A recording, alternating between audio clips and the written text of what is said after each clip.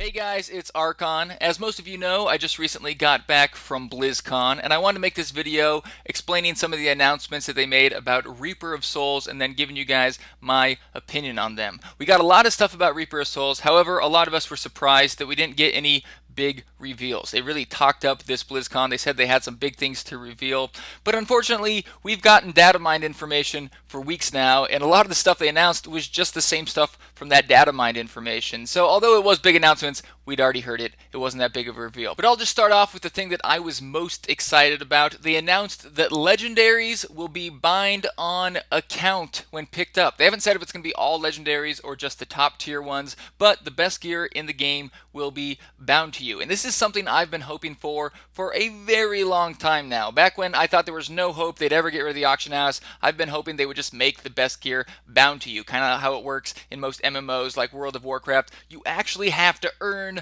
the best gear in the game. Someone can't just give it to you. You can't buy it on the auction house. You can't use real money to buy it on a third-party site. You actually have to earn the best items in the game. The people who are the best geared are going to be the people who put in the most effort. And I love that. I think it's amazing. It's something that I didn't think was going to happen once they announced they were removing the auction house. I thought, oh, well, they wouldn't have removed the auction house if they did this because they don't need to remove the auction house anymore. But I still think it's a good thing. I think without the auction house, you won't be able to get to max level and then immediately gear up. You'll actually have to go through phases. You'll start with low quality gear and you'll get better and better and better over time. And you actually earn the items yourself, which makes playing the game so much more rewarding. So I was singing hallelujah when I heard this. Very excited about that.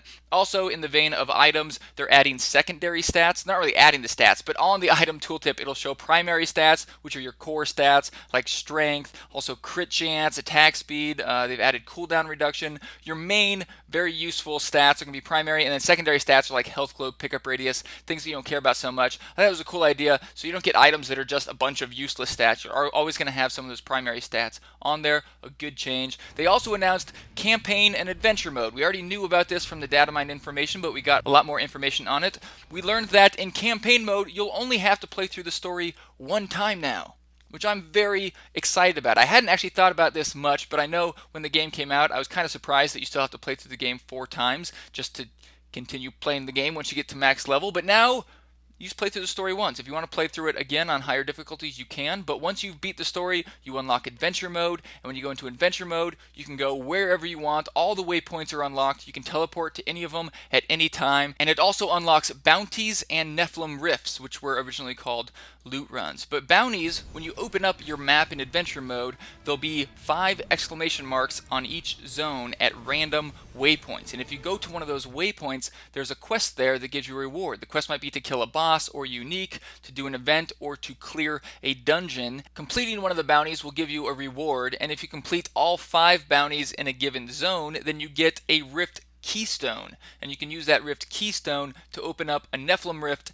in town. And the Nephilim rift opens up a random dungeon, which is really awesome. The random dungeon has 1 to 10 levels. Each of the levels is a random zone. Each zone has random weather, so a zone that's normally only in the day might be at night, which was really cool. Each zone has random monsters, and then after you've killed a certain amount of monsters, which is quite a lot, you're in the rift for a while, a random boss will spawn, and these can be uniques or any bosses that are actually in the game, but they have unique abilities and you're fighting them while other monsters are around. So it's a completely different experience. Every time you do a Nephilim Rift, it's completely random and different. And I have to say, I played the demo at BlizzCon and this was awesome. It beats farming any day of the week. Every time you do it, bounties and Nephilim Rifts, they're completely random, and there's still more game modes they're announcing. So I have to say, I'm really looking forward to farming in Reaper of Souls, which is something I haven't said for a long time about vanilla Diablo 3. They still haven't told us what Nephilim trials are going to be, or challenges. They haven't really told us what the final name is, but we still haven't heard about those. And Devil Hands as well, which were in the data mined information. We still don't know much about that, but it looks like we're going to have a lot of new game modes, which is awesome. And we also have new difficulties. So we're not going to have the normal Nightmare, Hell, Inferno that we have now, because you only have to play the story once, but replacing monster power will be easy, normal, hard, torment, demonic, and apocalypse, and that's both on campaign and adventure mode. Now, I like this idea of the difficulty levels. I think 6 is a good number, and I think it's cool they gave them names. However, I just hope they don't do the same thing they did on console and make it so you only get rewards for the top difficulties. On console, it doesn't doesn't make sense to play on normal or hard because there's no incentive. There's no increased loot or experience from easy, so you might as well just clear the game on easy, which is really boring, but it's the most efficient way to play. So I just hope they don't do it the way they did on console and they actually give you loot and experience incentives every time you go up in difficulty. They also announced some awesome new monsters. They look really cool. I have to say, at least a few steps above the monsters they have right now. They really thought about the combat in the game. One example is archers in Reaper of Souls. Instead of turning around and running away from you, they'll be backing up as they shoot you, which looks a lot more realistic in my opinion. Some of the new monsters they're bringing in are brutes and boggots. So brutes are these big guys that summon these boggots and then they throw them at you.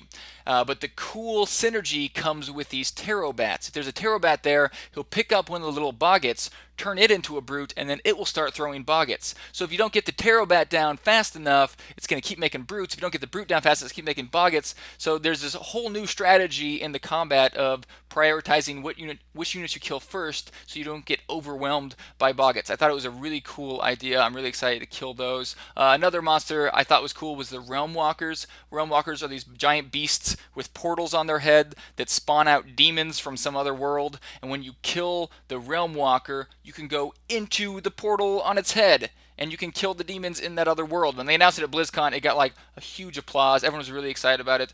I think it's just really cool that they're listening to player feedback and they're adding some monsters that are going to be really fun to fight and not the same thing over and over again. Although we have a lot of different monsters right now, it's the same thing every time you fight them, and these really are going to add a lot of dynamic combat, so I thought that was really cool. They went over a few of the class changes. We knew a lot of these from the data mined information, but I just wanted to point out some highlights that I thought were cool. Barbarians are getting a skill called Avalanche with a 30-second cooldown. Wizards, I think, probably have the best changes. They're getting a lot of elemental synergy. For example, Arcane Orb, you could use a rune that makes it into a frozen orb, or the one I played with at the demo was this lightning orb that you lob into the air and then it lands on a group of enemies, which is really cool. Magic Missile, you can make it into a frost attack. And they've added a lot of skills that give you bonuses to certain elemental types, and then you can change your skills into that elemental types using different runes. So you really could be a frost wizard or a lightning wizard or a fire wizard. I think that's really cool. Monks, they want them to be the fastest class in the game. One of the new skills they're giving them is Epiphany, which makes it so all of your melee attacks instantly make you teleport to the enemy. Demon Hunters, they want to change them so they're more ranged focused and more trap focused. They also have a new skill that makes it so some of their projectiles will split out into multiple projectiles. Witch Doctors, I've never been a huge fan of, but it sounds like they're really going to make them fun. They want to make it so that you could be a pet-based witch doctor or a damage over time based witch doctor, so they're going to be buffing both of those things. They're adding a new skill that makes it so all of your dots last 5 minutes, which I think could be really cool. Might make me try out the witch doctor again. And then the Crusader, of course, they've given a bunch of information on. We've heard most of it, but they did mention, which I thought was interesting, they experimented with the skill Zeal, like the Diablo 2 Paladin had, which made you just attack quickly. But the problem with Zeal was that while you're using it, you can't use other skills. So it worked well in D2, but now that you have 6 skills, it doesn't work that well. However, they did add a Zeal rune to the slash ability, so I thought that was pretty cool. They also talked about Pandemonium, which is going to be the end zone of Act 5, where you fight Mathael. Really cool looking zone. And it also introduced the randomized exterior zones. So in vanilla Diablo 3, only the interior zones are randomized. The exterior zones have a set map. But in Reaper of Souls, they'll actually have randomized exterior zones. So even the outside zones will be random every time you go to it, and I think the randomization looks really cool. They displayed it at one of the panels. One thing I think most of the players were surprised about was that they didn't announce ladders at all. They've pretty much told us they're putting ladders into the game. They've given us a lot of details on the blue posts, but at BlizzCon they said they had nothing to say about it. They didn't announce it. They said they're still experimenting with it, and they're not 100% sure it's going to go into the game. I would still be really surprised if it didn't make it into the game, but I wish they told us more about it at BlizzCon. It was a big surprise to most of us. Of course, we didn't get a PvP announcement, which I was hoping for, but in hindsight, I think it's probably a good thing they're not working on PvP right now. You have to keep in mind, any time they put into PvP means less time they're putting into the other core elements of gameplay, and I think it's much more important that they fix the core gameplay first and then get the PvP. So I know that sounds like a cop-out response. It's like, no, just add PvP as well as core gameplay. But just remember, dev time is limited. It's not about how many things they put in the game, it's where do they prioritize their work. And so I'm glad they're putting in the core gameplay, but still excited about PvP. And they did mention that they might do something like PvPvE, player versus player versus environment, which is where they have player versus player match going on, but there's a lot of PvE elements. You might be killing mobs or doing little side quests, but you're still competing. And I think that would probably be the best type of PvP for Diablo. So I was glad that they said that. Clans are being added, which we already knew, but they didn't say much about the clans. There will be clan chat. It sounds pretty similar to clans or guilds in other games. They're removing lifesteal, which we knew already from the data mined information, but I'm still very excited about it. I think it'll add a lot to the game. We'll have a lot of new builds with lifesteal, and it will finally make sense to put some defense on your gear and not go glass cannon, which is always a good thing. And they're also looking for new death penalties or survival bonuses, incentive to not die, and I am all for this. After playing hardcore, I have to say it's so much more exciting to play when you're afraid of dying. And right now in softcore, the death penalty is so low, you don't care about dying that much, so it makes sense to just go so glass cannon that you're dying every 5 or 10 minutes, which isn't that fun, but it'd be inefficient to put on more defense. So if they have a heavy death penalty that would subtract, 5-10 minutes from your gameplay, maybe not through experience lost, but maybe another way they could find to do it so you really don't want to die, then you could justify putting more defense on your gear so your health isn't shooting down like crazy all the time, you're not dying every 5 minutes, and you're actually still being efficient. They talked about doing a survivability bonus instead of a death penalty, but I would really much prefer a death penalty. With the survivability bonus, you're earning something as you stay alive, and then when you die, you lose it, and you have to start all over again. I think that's much more frustrating than just a penalty for dying. And a penalty for dying, I think, makes it a lot more exciting, because if you're afraid of dying, gameplay is much more fun. At least that's what I've learned from playing hardcore. They also said there's going to be something equivalent to the Hellfire Ring in Reaper of Souls, but they didn't give any real details on that. They said there's going to be more variety in elite packs, which I thought was really cool. They said in yellow packs it's not always going to be the one big guy and then a bunch of small guys. The example they gave was you might have a pack with one skeletal summoner and then 2 skeletal shield bearers. So there's going to be a lot more variety within the packs, and they're going to be doing some changes to the affixes. I don't think they announced any new affixes they're adding, but I think we expect those. Some of the changes is like Jailer will give you a warning before it locks you in place, so you can get somewhere that's a little bit safer before you get jailed.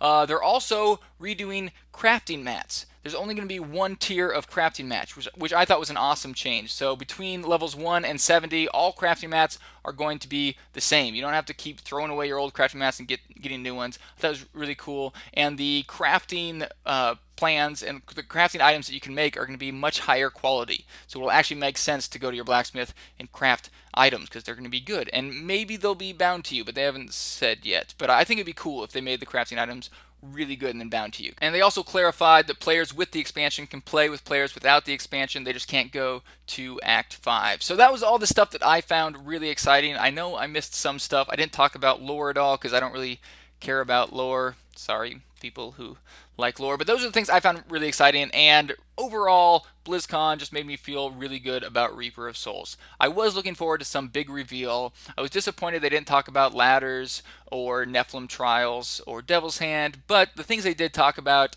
I think they got spot on.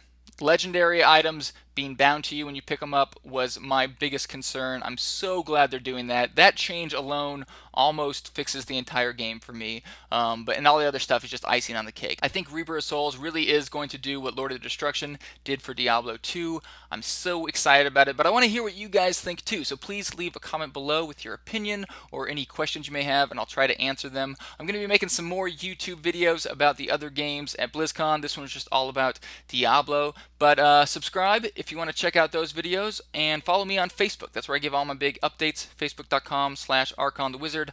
I hope you enjoyed this video, and I'll have another one for you soon. And Devil's Hand as well. They were in the data man. And Devil Hands as well. And Devil's Hands